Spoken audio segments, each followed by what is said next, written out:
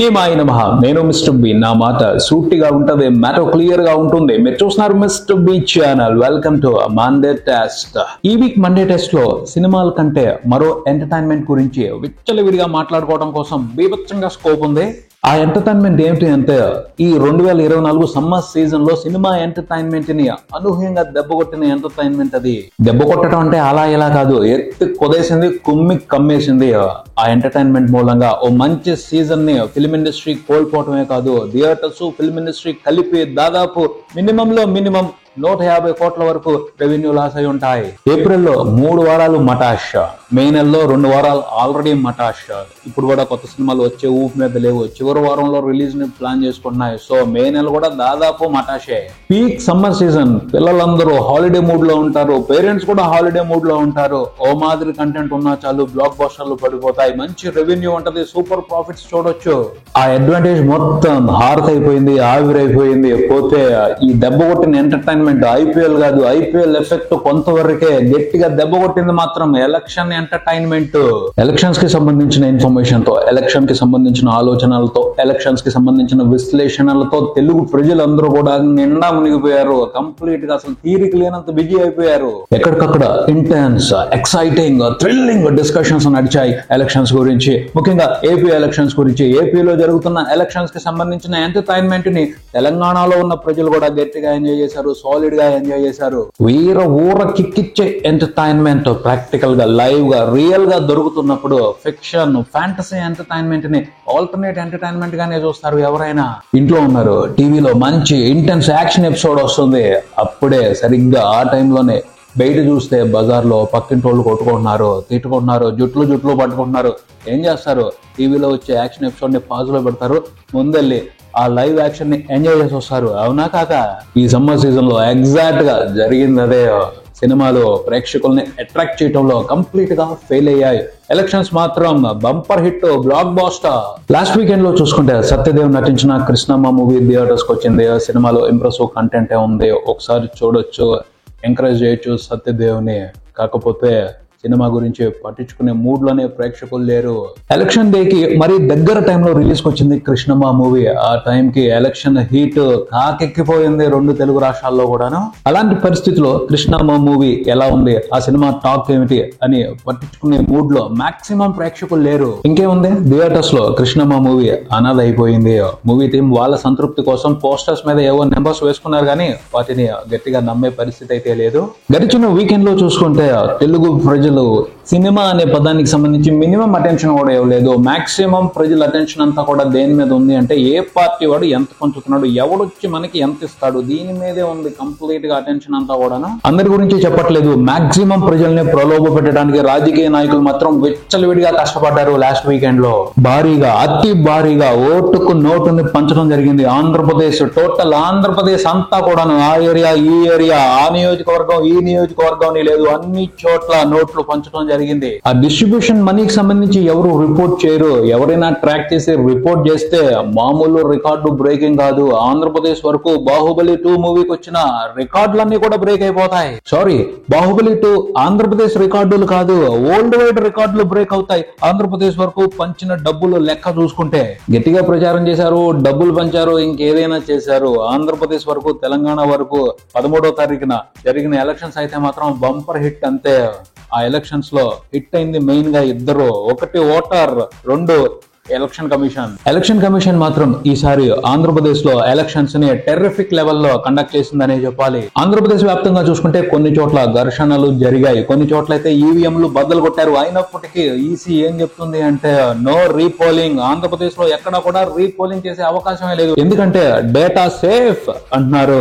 అంతకు ముందు ballot బాక్సుల్లో ink పోస్తే చచ్చినట్టు రీపోలింగ్ పెట్టాల్సి వచ్చేది, కానీ ఇప్పుడు అలా కాదు. ఈవీఎం బాక్స్ ని బద్దలు కొట్టిన అందులో చిప్ ఉంటది, అది దొరికితే చాలు, డేటా సేఫ్. ఈవీఎం మిషన్ ఎవరైనా క్రాష్ చేస్తే అందులో ఉన్న డేటా చిప్ ని రికవరీ చేస్తారు. డేటా సేఫ్ అని తెలిసిన తర్వాత 1.5-2 గంటల్లో మళ్ళీ కొత్త ఈవీఎం మిషన్ పెట్టి ఎలక్షన్ రన్ చేస్తారు ఫుల్ టైట్ సెక్యూరిటీతో.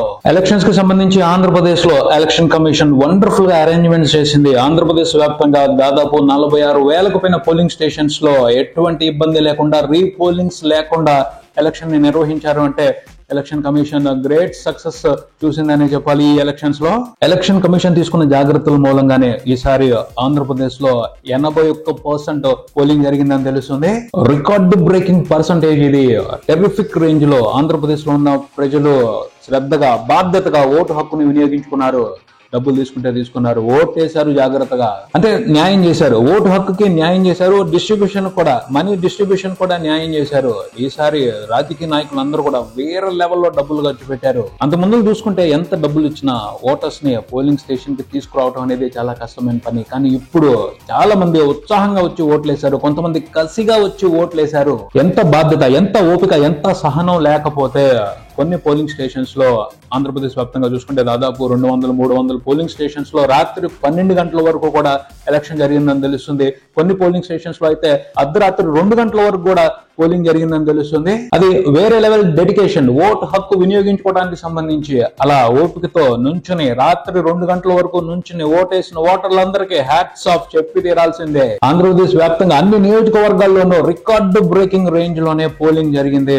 పవన్ కళ్యాణ్ పోటీ చేసిన పిఠాపురం నియోజకవర్గంలో దాదాపు 87% పోలింగ్ జరిగిందని తెలుస్తుంది. ఆ పర్సంటేజ్ రేంజ్ చూస్తేనే అర్థమైపోతుంది ఈసారి పిఠాపురంలో ఎవరు గెలవబోతున్నారు, ఎవరు చరిత్ర సృష్టించబోతున్నారు అని. ఇంత భారీ రేంజ్ లో పోలింగ్ జరగడానికి సంబంధించి ఎవరు విశ్లేషణలు వాళ్ళు చేస్తున్నారు. ఆంధ్రప్రదేశ్ వరకు ప్రధానమైన 2 రాజకీయ పార్టీలు కూడా ఎవరికి వాళ్లే ధీమా వ్యక్తం చేస్తున్నారు. మా కోసమే జనం అంత ఉత్సాహంగా వచ్చి ఓట్లేశారు, మేమే గెలవబోతున్నామని ఎవరికి వాళ్ళు కాళ్ళు ఎగరేసుకుంటున్నారు. జనరల్ గా ఈ రేంజ్ లో పోలింగ్ జరిగింది అంటే భారీ రేంజ్ లో పోలింగ్ పర్సంటేజ్ రిపోర్ట్ అయ్యింది అంటే ప్రభుత్వం మీద నిరసన ఉన్నప్పుడే, అసహనం ఉన్నప్పుడే, ప్రభుత్వం మీద నెగిటివిటీ ఉన్నప్పుడే ఇలా జరుగుతూ ఉంటది అనే పండితులు, పెద్ద విశ్లేషకులు చెప్తున్నారు. కానీ ప్రస్తుతం రూలింగ్ లో ఉన్న పార్టీ మాత్రం ఆంధ్రప్రదేశ్ లో మేం చేసిన సంక్షేమ పథకాలు నచ్చి ఉత్సాహంతో మమ్మల్ని మళ్ళీ గెలిపించుకోవడం కోసం తెలుగు ప్రజలు ఈ రేంజ్ లో వచ్చి ఇంత ఉత్సాహంగా వచ్చి ఓట్లేశారు అని చెప్పుకుంటున్నారు. ప్రస్తుతానికి అయితే రిజల్ట్ ఏమిటి అనేది రిపోర్ట్ అయిపోయింది. ఆ రిపోర్ట్ ని తీసుకువెళ్లిపోయి స్ట్రాంగ్ రూమ్ లో పెట్టేసి ఫుల్ సెక్యూరిటీతో తాళాలేసి పెట్టేశారు. ఆ రిజల్ట్ బయటకు వచ్చేంత వరకు ఎవరికి వాళ్ళు మాదే గెలుపు, మాకు ఫేవర్ గానే ప్రజలు ఓటింగ్ చేశారు అని చెప్పుకోవచ్చు. అందులో తప్పేమీ లేదు. పోతే ఈ ఎలక్షన్స్ కి సంబంధించి ఆంధ్రప్రదేశ్ వరకు ఒక వేవ్ అయితే ఉంది. మార్పు కావాలి అని చాలా మంది గట్టిగా కోరుకున్నారు. అందుకని స్టేట్ కి అవతల ఉన్న వాళ్ళు ఎక్కువగా తరలొచ్చి భారీగా ఓటింగ్ లో పాల్గొన్నారు. పోతే ఈ ఊపు చూసి వార్ వన్ సైడ్ అని చెప్పుకోవడానికి లేదు. ఎందుకంటే టఫ్ ఫైట్ ఉంది. ఆంధ్రప్రదేశ్ వ్యాప్తంగా కూడా అర్బన్ ఏరియా ప్రజల ఓటింగ్ కి, రూరల్ ఏరియాలో ఉన్న ప్రజల ఓటింగ్ కి మధ్యన వార్ నడుస్తుంది అని క్లియర్ గానే ఇండికేషన్స్ ఉన్నాయి. ఎలక్షన్స్ లో పాల్గొన్న 2 ప్రధానమైన వర్గాలకి కూడా కొన్ని అనుకూలమైన పరిస్థితులు, కొన్ని ప్రతికూలమైన పరిస్థితులు ఉన్నాయి. అయినప్పటికీ ఆంధ్రప్రదేశ్ వ్యాప్తంగా సీక్రెట్ ఓటింగ్ జరిగింది. ఆ సీక్రెట్ ఓటింగ్ ఎటువైపు ఉండబోతుంది అన్నదాన్ని బట్టే విక్టరీ డిసైడ్ అవుద్ది. అదేంటి అనేది జూన్ 4న చాలా క్లియర్ గా రివీల్ అవుద్ది. పోతే తెలుగు ప్రేక్షకులు మాత్రం కన్ఫ్యూజన్ కి, అనవసరమైన హంగామాకి, హంగుకి ఎప్పుడు అవకాశం ఎవరో స్పష్టంగా ఉంటారో, స్పష్టమైన రిజల్ట్ ఇస్తారు. అది ఇప్పటి వరకు ఉన్న చరిత్ర. మరి ఆ చరిత్ర మారుద్దా? హంగొచ్చే అవకాశం ఉందా? ఏమో తెలీదు, చూడాలి. ఇప్పుడున్న విశ్లేషణల ప్రకారం అయితే హంగుకి అవకాశమే లేదు. మంచి మెజారిటీతోనే ఏదో ఒక పార్టీ గవర్నమెంట్ ని ఫామ్ చేస్తుంది ఈ 2024 సంవత్సరంలో.